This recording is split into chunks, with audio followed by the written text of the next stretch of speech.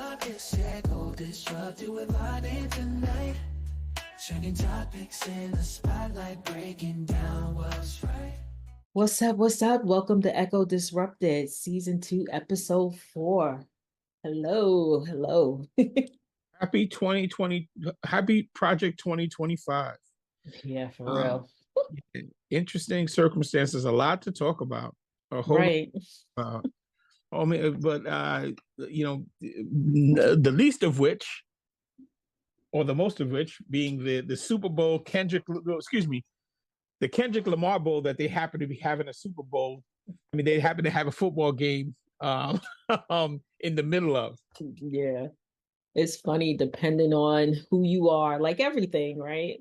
Depending on who you listen to, what your stream is, people have different, varying approaches to it. I think I liked it, obviously. But there's a few naysayers, saying that the crowd wasn't cheering. NFL did an overlay like Kai Cenat and all those folks. So What, what do you mean? What do you mean he regarding? said he was there and the crowd was silent, that there wasn't any fanfare. It's not what it is. People weren't engaged. They didn't know, not until he did the Not Like Us verse. So there's that floating around. So yeah. And then there's the other side of the spectrum where everybody is picking apart all the Easter eggs. What was the halftime performance? Again, I just have a moment of everybody has their own opinions and views.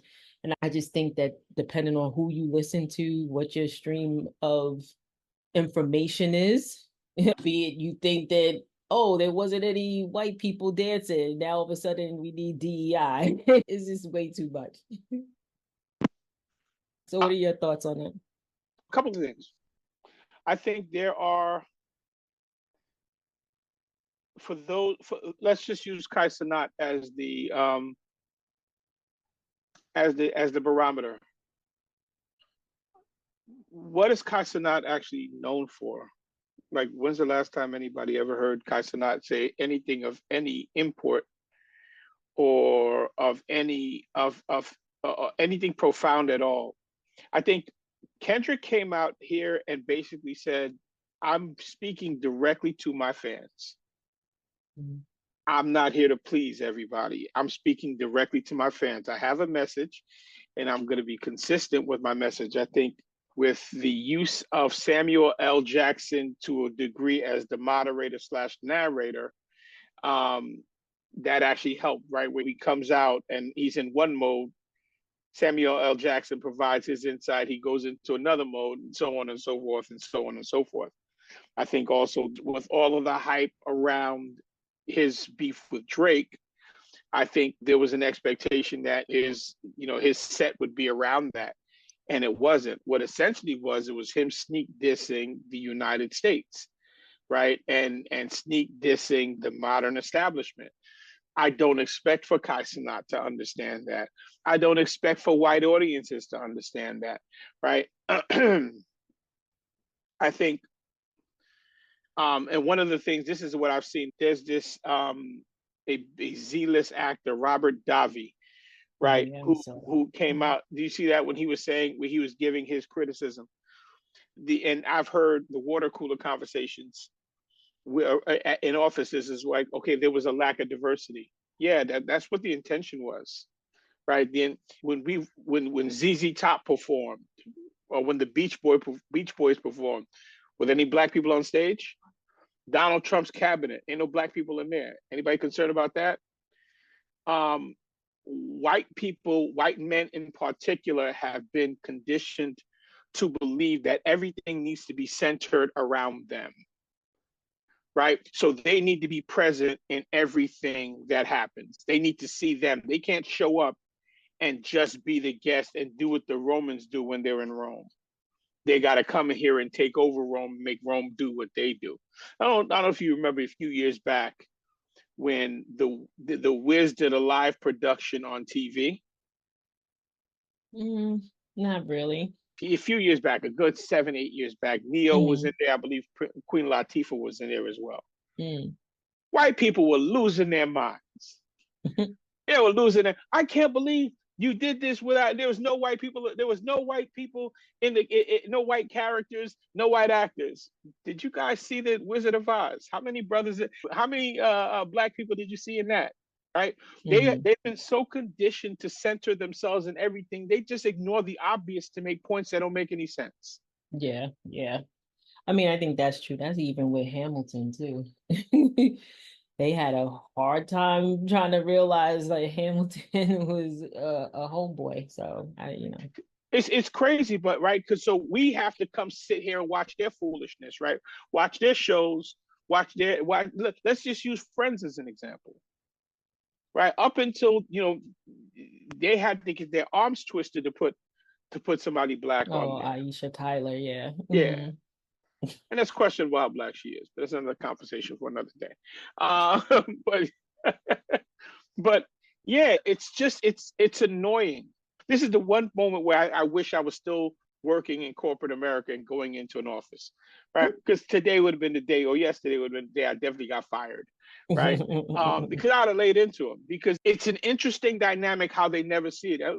Somebody you and I used to work with years back, and asked somebody else who we used to work with. He asked him a question about the amount of black people in the office. And the mutual friend said, "Have you ever thought what it would feel like if you came into the office and you were one of two or three and the rest of the office looked like me?" And the white guy was completely dumbfounded by the question, which says he never even thought about it before asking it. Right. It never dawned on him that this could be the inverse. His only concern was how it impacts him. Right. Which is again a trait of a white dude. Yeah. Exactly. That narcissistic ones, the whole bit. Yeah. But I mean, listen, I was rooting for the Eagles because I found out that Trump was supporting the Chiefs, and was very happy with the outcome. Every time Mahomes got sacked, I screamed, "That's for you and your MAGA wife." So.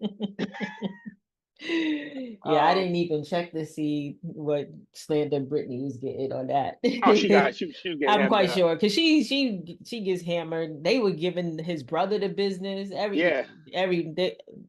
All shots were fired. he deserved it. I mean, listen, again, shout out to Kendrick, and Kendrick's an artist, right? Kendrick's an artist, right? All the little hints, all the references, like people thought, what's this Stephen A. Myth comes out and takes shots at Serena over saying, oh, she was taking a shot at Drake. No, she was taking a shot at Wimbledon because she had gotten in trouble for crip walking after one of her victories. Well, I'm glad her husband said that.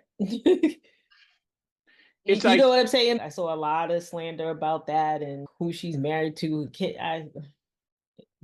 I'm glad that her husband said that. Serena said her bit about Kendrick reaching out to her, but he layered in the right piece and period in the story. That's it. Like, knock it off. But they came at one of these guys on socials came after Stephen A. Oh, wait, I gotta read this. It was rich. It was rich. Because it was like, oh, here it is, a 57-year-old. Hold on. I'm giving credit where credit is due too. Sure. Medium-sized Meech. Oh, no. He goes, a 57-year-old unmarried man with a receding hairline who has never been married, mind you, saying he would divorce our greatest living athlete who has been happily married for 8 years to her very rich and loving husband. Keep quiet, forehead. There you go. Yeah, No need to be polite. Right. No need to be polite at all. For me, I am from now on, I don't call him Stephen A. Smith. He's Stephen A. Myth going forward, right? Yeah. Because he's a goddamn lie. But the larger thing is he's always, and we're going to get into him later on, but he's always culturally late and culturally off because he's a mascot. Shout out to Bakari Sellers for ripping him apart, right? And we posted that, right? We posted him with Bakari tearing him up on the morning show, on the Breakfast Club. But yeah, he's anyway. Well, I digress. Let's move on. Yeah, I think that's a decent segue because I lump him, Kanye, the president, all of these people that are attention seekers. And I think that there's a thing to be a contrarian, because I'm not even mentioning Boozy because whatever, he was one of these people too. But I just think that there's a set of people that they're narcissistic. They have to be in the spotlight. Like Trump has won the election, right? Regardless of where you fall on that, he's the president. He's won. But now he's saying that Kamala didn't get the votes that she said she got. Dude, for what? You already won. Why are we tracing back through that? I just think that there's always people that want to play the victim. Kanye too. That's a whole other story. We don't need to get into him right now. Absolutely not. Yeah. But I just think that people like them eat up the news cycle too, in terms of like taking up air from the things that we should really be focused in on, and it's not them. So. We are without a doubt in silly season for, I would say, for the foreseeable future. How do we get back to normalcy? Very good question. I don't know. But yeah, we are going to be in silly season for a while, especially with this dude at the helm and the others kind of seeking his seeking attention, right? The Kanyes of the world, the Stephen A. Smiths of the world, right? And all the others that kind of fall into that, right? The standards are without a doubt being lowered, right? What we used to look at, the levers that would need to be pulled, the standards that we used to follow, the steps that we used to take in order to tell a new story, that is completely going away, right? Even to the tune of with all these billionaires buying all these publications, and Elon Musk now looking to purchase ChatGPT, right? Whatever impact he wants to have on that, right? And these guys wanting to purchase TikTok and the impact they're going to have on that. So essentially, they're trying to control the airwaves, trying to control the information, right? They want to remake the Department of Education. If you look at all of that, these guys are going to be controlling how information is passed. Okay, he gets out of office 4 years from now. What does that look like? If he gets out of office 4 years from now. Yeah. Right, like what's left. Yeah, right. So the objective at this point, right, based on all the moves they're making, is to tear down the government as it's currently configured. Oh, if that's the case, so okay, so what do you do then?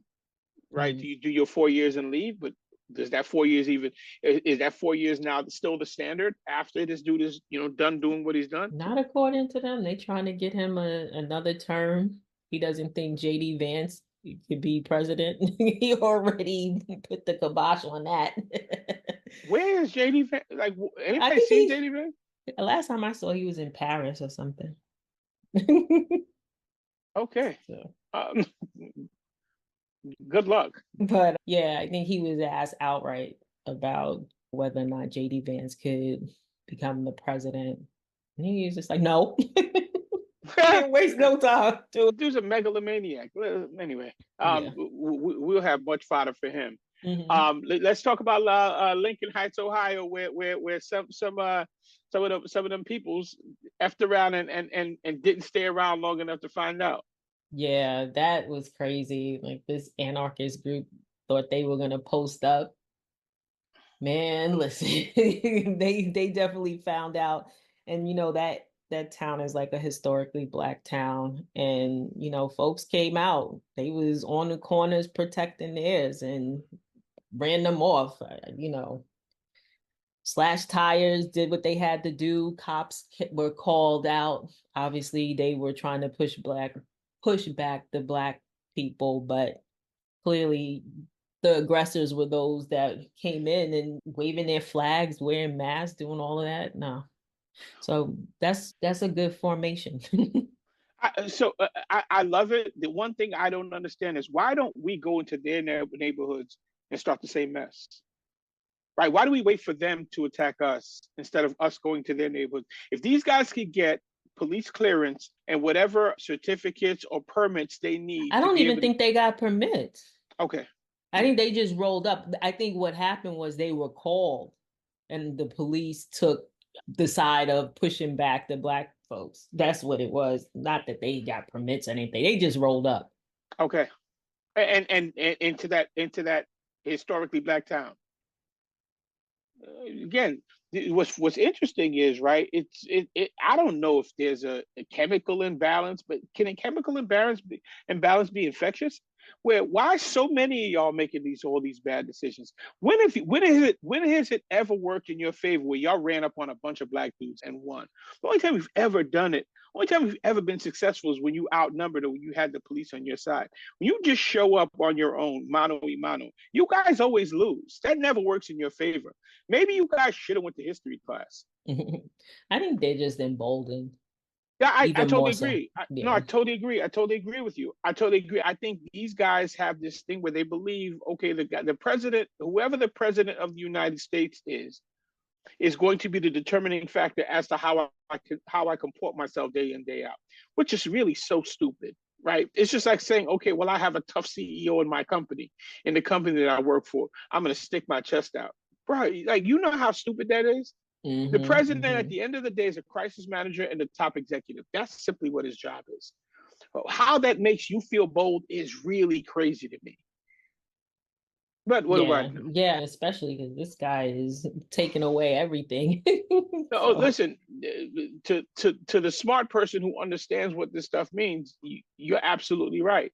To these yahoos who have who have been cutting their nose to spite their face for their entire existence, this is just another day at the office. It's just Tuesday for them. Yeah, I also think that there's is not me-ism going on, right? Like anything that this guy, the president, does, it doesn't have an impact on them. At least they can't understand a few steps ahead until it's like right there hitting you in your head.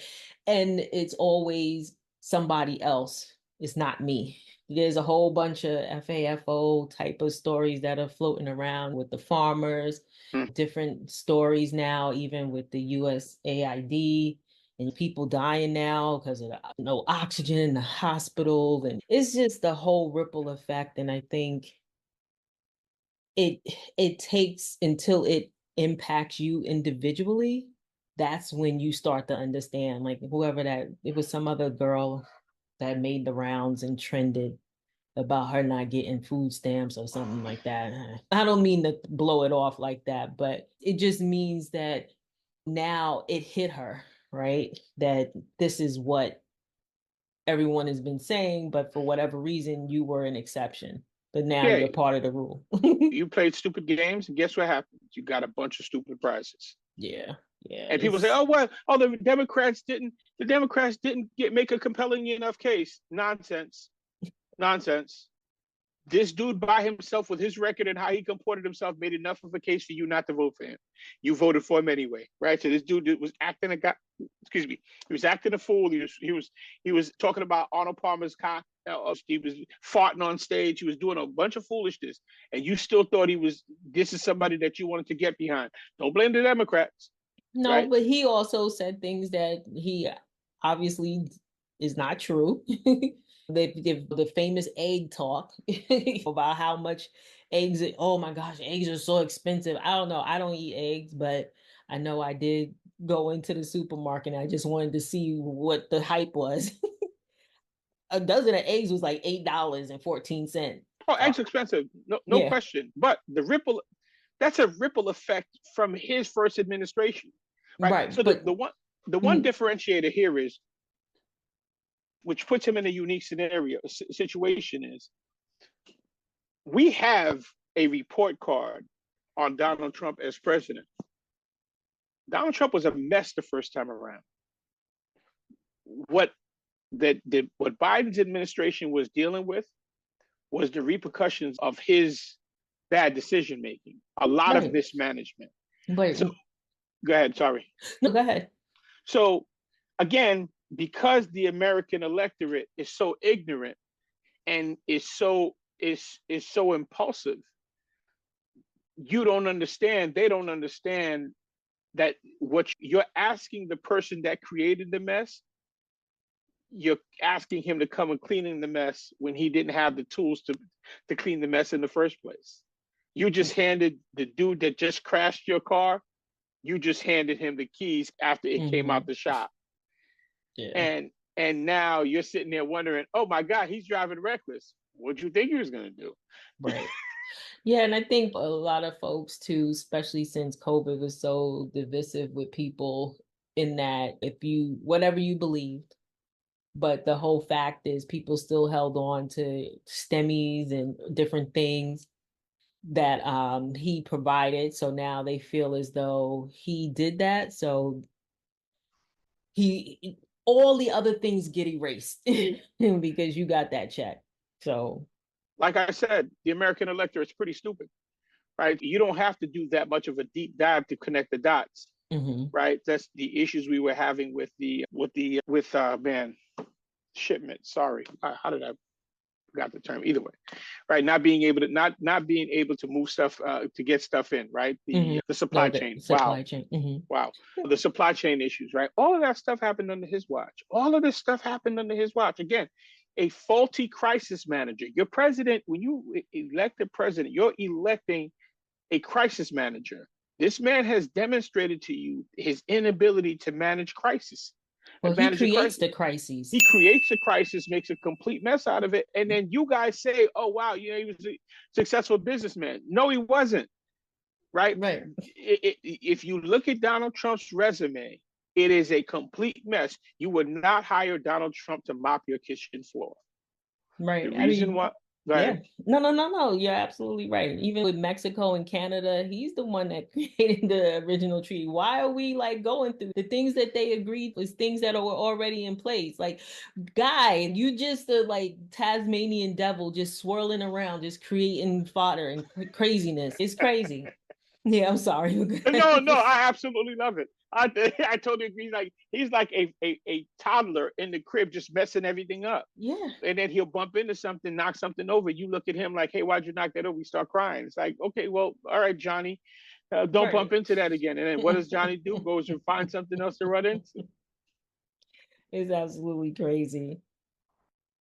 Yeah, but it's going to be an interesting 4 years. It's